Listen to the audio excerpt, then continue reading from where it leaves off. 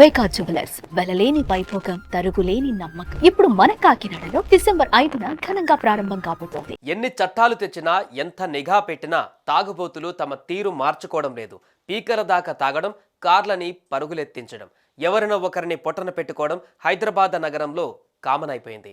తాజాగా పెళ్ళై ఓ ఏడాది కూడా దాటని ఓ జంట ఓ తాగుబోతు కారు ఓనర్ చేతిలో బలైన ఈ ఘటన ఈ పరిస్థితికి ప్రత్యక్ష సాక్ష్యంగా నిలుస్తోంది.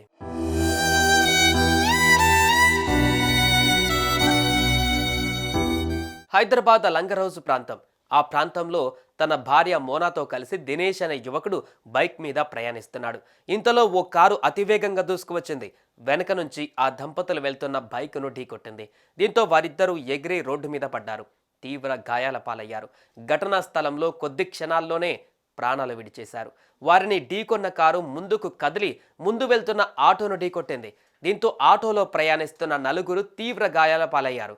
ఇక దినేష్ తన పుట్టినరోజు సందర్భంగా లంగర్ హౌస్లో ఉన్న మోనా ఇంటికి భార్యతో సహా వచ్చారు.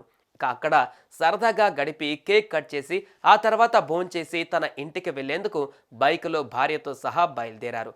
లంగర్ హౌస్ ప్రాంతంలో వారు ప్రయాణిస్తున్న సమయంలోనే ఆ మృత్యు వాహనం దూసుకువచ్చింది. వారిద్దరి ప్రాణాలను నిట్ట నిలువున తీసేసింది.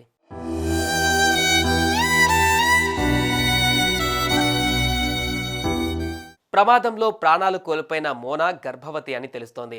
వెళ్ళొస్తామంటూ కుటుంబ సభ్యులకు బాయ్ బాయ్ చెప్పి కదిలిన తన బిడ్డ అల్లుడు ప్రమాదంలో చనిపోయారని తెలుసుకొని ఆ తల్లిదండ్రులు కుప్పకూలిపోయారు.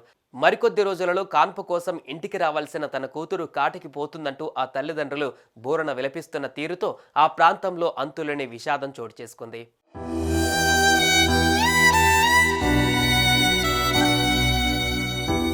ఫుల్లుగా తాగి కారు నడిపి రెండు నిండు ప్రాణాలను బలికొన్న పవన్ అనే యువకుడిని స్థానికులు పట్టుకున్నారు. పోలీసులకు అప్పగించారు. ఈ యువకుడు వికారాబాద్ మండలం మోత్కూరుకు చెందినవాడుగా తెలుస్తోంది. తమ వ్యసనం కోసం జనాల ప్రాణాలు బలి తీసుకుంటున్న ఇలాంటి వారిని కఠినాతి కఠినమైన శిక్షలు పడేలా చట్టాలు సవరించాలంటూ నెటిజన్లు కామెంట్ చేస్తున్నారు.